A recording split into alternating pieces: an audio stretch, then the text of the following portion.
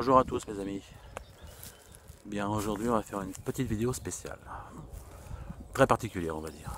Il y a quelques jours j'ai mon ami Alain, je l'appelle Alain Magnéto, c'est un magnétiseur que j'ai connu à mes débuts. C'est un petit peu, ça a été mon mentor, un peu mon guide. Quand j'ai découvert un petit peu tout ce milieu très spécial. Quoi. Et on se voit pas souvent, mais quand on se voit c'est qu'il y a une bonne raison.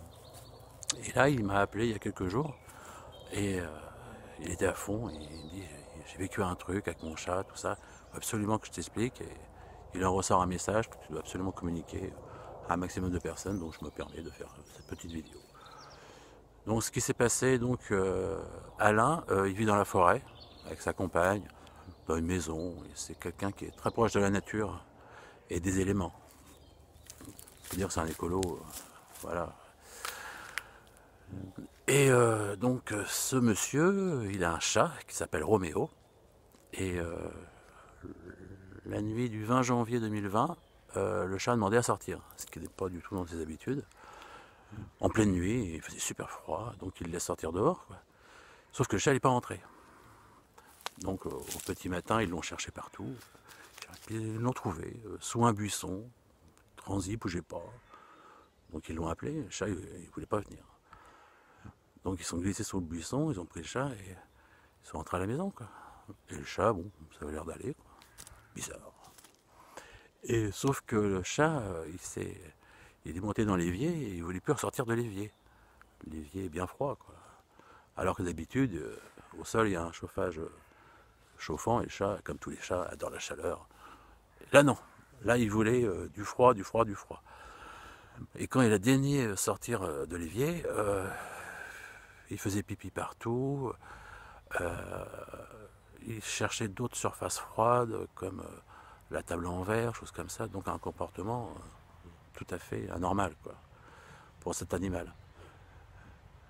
Ensuite, mais il respectait plus les consignes dans la maison, il faisait n'importe quoi. Il regardait ses maîtres droit dans les yeux avec un autre regard. Quoi. Alain me dit, c'est comme si on m'avait changé mon chat. C'était plus mon chat, quoi. C'était un autre chat. C'était quelque chose d'autre. Très surprenant. Et le chat, il ressemblait de plus en plus, on va dire, d'après ses termes, à un zombie. Donc là, il lui a fait un petit soin. Quoi. Sur les animaux, ça marche super bien, les soins. Il lui a fait un soin, et puis un deuxième, et puis pas vraiment d'évolution. Le chat, il dépérissait, quoi. Il maigrissait, il perdait ses poids. Bizarre. Donc il l'amène enfin chez le veto. Le veto l'examine, il dit bah non, je vois rien de particulier, quoi. À part que c'est comme si le chat avait été choqué, quoi. Donc Alain lui raconte l'histoire de la nuit, donc le veto dit bah, dans la nuit, il a dû avoir une très grande peur. Il a été choqué, et voilà. Bon, il retourne chez lui avec une cure de vitamines pendant 2 mois, mais rien n'y fait. Le chat continue à dépérir. Voilà, et donc les propriétaires s'attristent au plus haut point. Et d'un seul coup, il se rappelle d'une personne. C'est une femme qui est spécialisée dans la compréhension intuitive et la communication avec les animaux.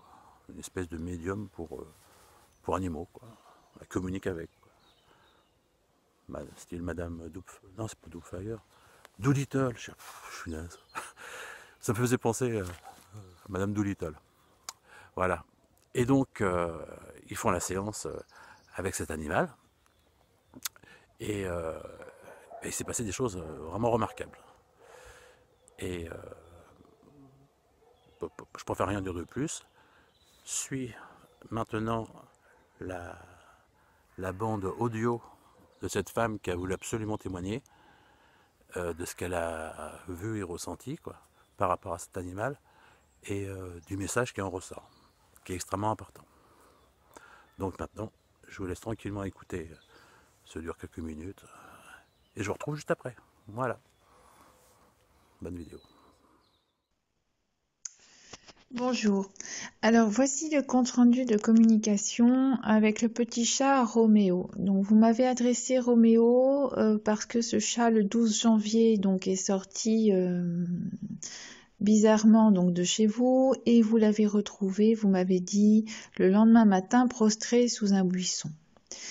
Alors déjà le chat en lui-même Roméo ne semble pas être un chat.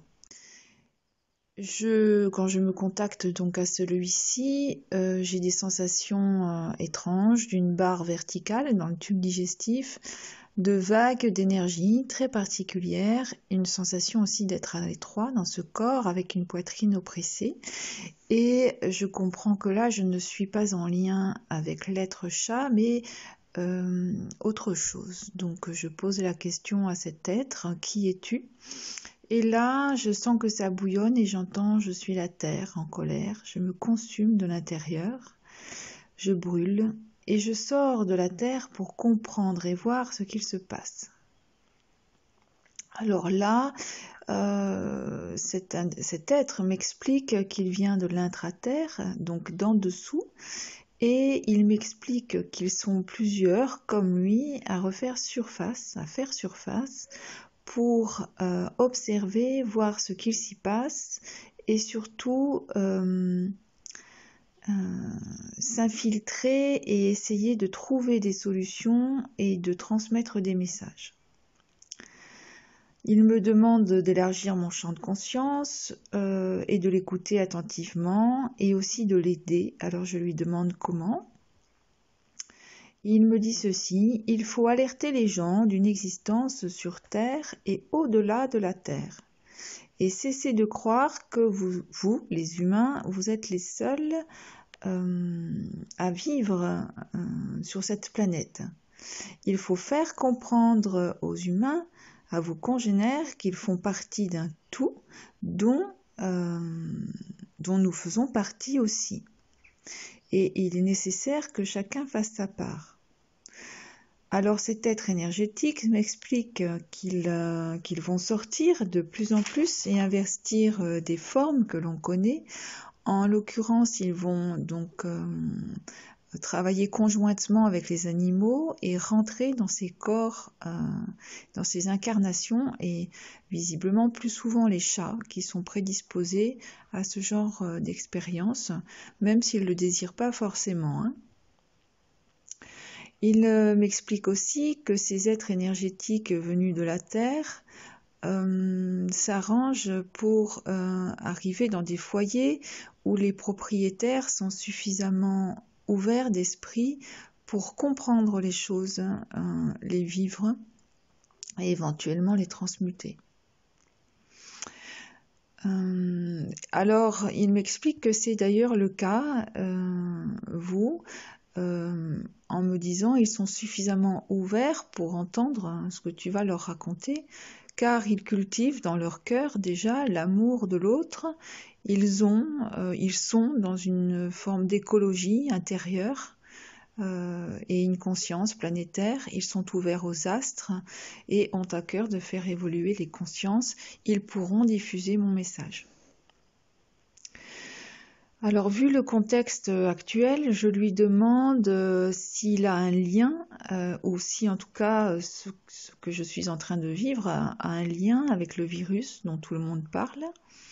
Alors lui me dit, bien entendu, tout est lié, je te l'ai expliqué. Alors, comme si en fait ce virus sortait de la Terre, comme si ce virus était aussi un être énergétique venant du sol en fait, de la Terre, et visiblement un virus créé là pour alerter l'humain, le prévenir.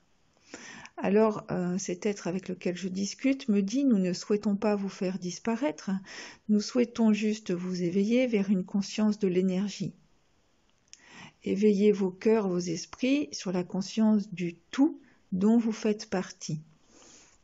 Je lui demande donc qu'est-ce qu'il attend de vous, les gardiens de Roméo. Et il me dit qu'il a simplement envie que vous témoigniez de cette expérience avec Roméo, ce qu'il s'est passé dans la globalité, et puis ce message. Alors ma préoccupation est quand même que Roméo puisse revenir dans son être chat et se sentir en pleine santé. Je lui demande donc à cet être énergétique s'il est disposé à partir et s'il peut partir comme il est arrivé. Alors il me dit que oui, il le peut. Visiblement, ce que je comprends, c'est que dans quelques jours, il envisage de le faire, en me disant que Roméo reprendra son apparence et retrouvera son être chat. Mais avant cela, il a besoin de savoir que les gardiens de Roméo sont disposés à témoigner.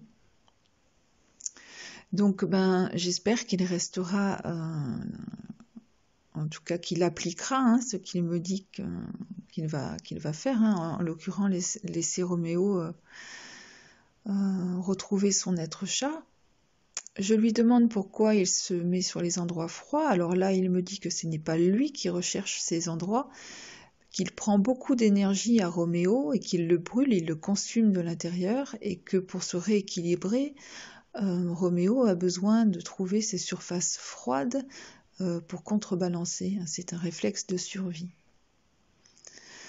Lui me dit qu'il n'a pas besoin de froid, au contraire qu'il a plutôt besoin de chaleur, et qu'il est tributaire du corps de Roméo, et que Roméo ne s'installe pas forcément là où lui en aurait besoin, mais que c'est le seul moyen pour lui de supporter sa présence. Donc au final, je lui demande ce qu'il attend des humains. Il me dit du respect pour la terre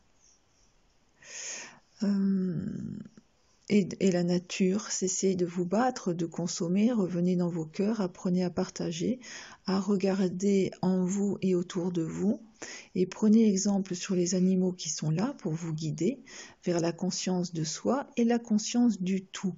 Revenir dans l'être et dans votre corps pour ne plus vous sentir séparé de ce qui vous entoure et croire que vous êtes tout seul. Donc c'est vraiment une demande d'ouverture d'esprit et de conscience pour comprendre que nous ne sommes pas tout seuls sur cette planète et qu'il y a aussi des êtres invisibles qui souffrent des choix que nous faisons. Voilà.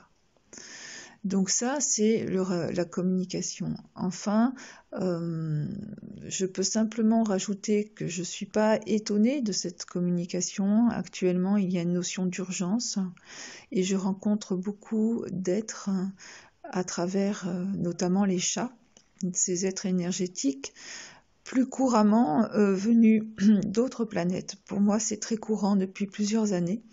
Et ce sont des êtres qui ont le désir de rentrer dans les foyers auprès des humains pour mieux comprendre comment fonctionne l'humain et mieux comprendre comment intervenir. Et je sais que ces êtres des autres planètes ont le désir d'éveiller les consciences et de demander à l'humain plus de spiritualité aussi.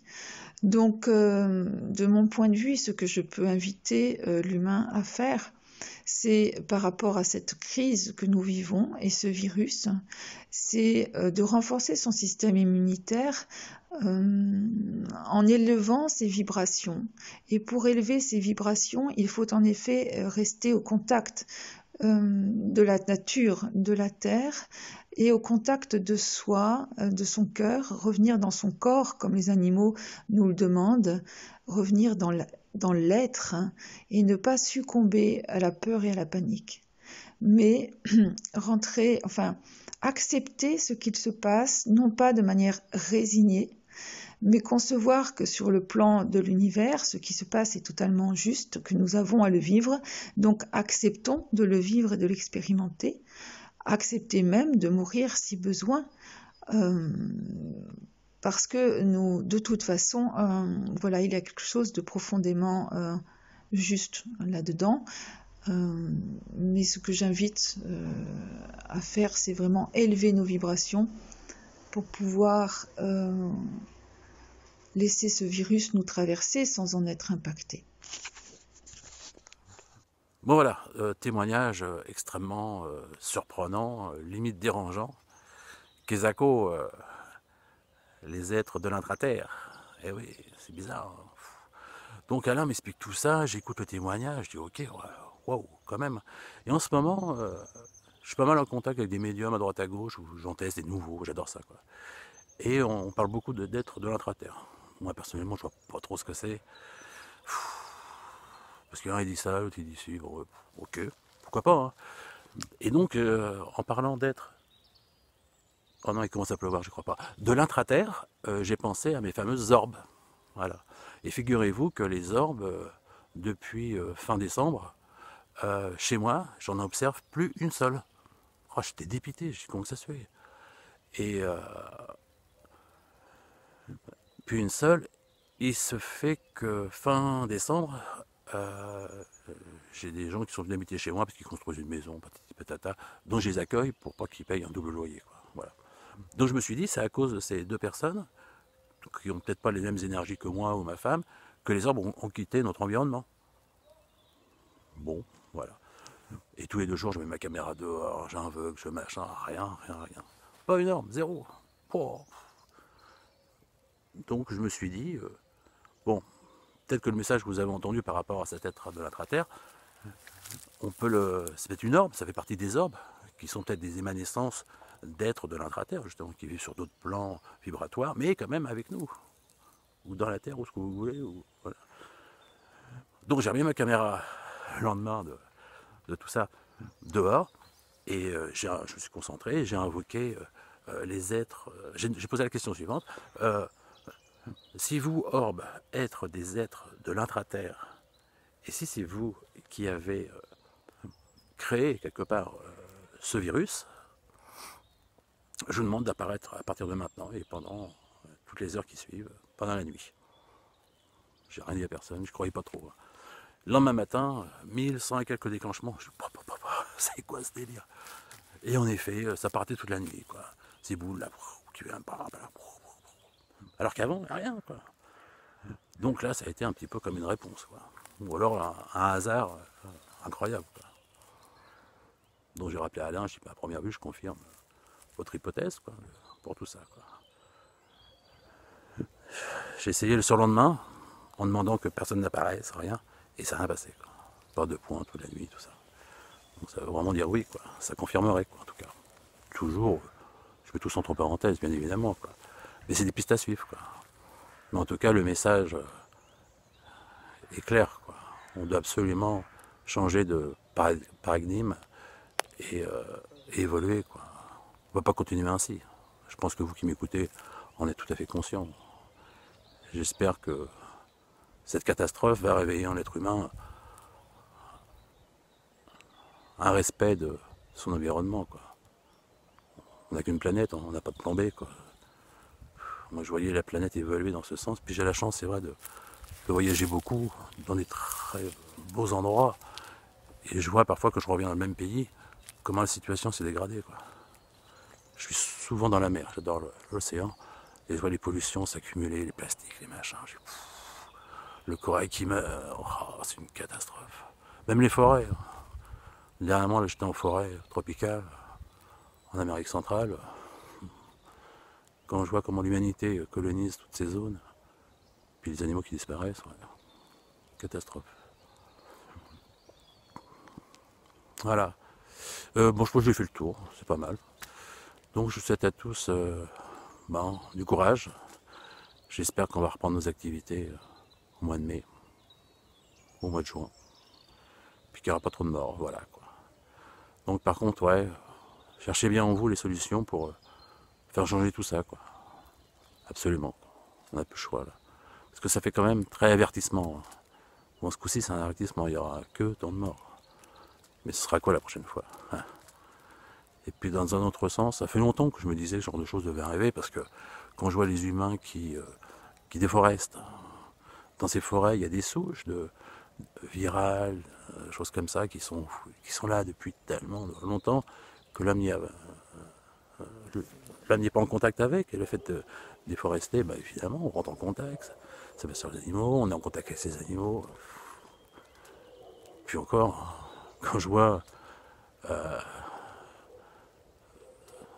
en Sibérie, tout ça, les terres qui sont normalement gelées à l'année dégèlent régulièrement. Là-dedans, il y a encore des souches virales, je suis certain, qui sont bloquées là depuis combien de temps? 10 000 ans, 100 000 ans, 1 million d'années, et qui vont, dans les mois ou dans les années à venir, rentrer en contact avec nous. Qu'est-ce que ça va encore faire, tout ça? Ouais, moi je suis assez dépité, mais j'ai quand même l'espoir en l'humanité, quoi. Qu'il y a un regain J'ai peur de s'éclairer un petit peu la tronche parce que là, faut arrêter de penser au profit, à l'expansion, tout ça quoi. Bon bah voilà, je suis un petit peu triste de parler comme ça, mais voilà. J'espère que la prochaine vidéo sera plus rigolote. Là j'en ai une autre là en préparation. Peut-être qu'elle sortira avant celle-ci d'ailleurs, je sais pas. On verra bien, ça dépend de Joe, mon monteur chef. Voilà les amis, bon bah je vous souhaite que du bonheur, de l'amour et moi je vous aime en tout cas. Allez, ciao.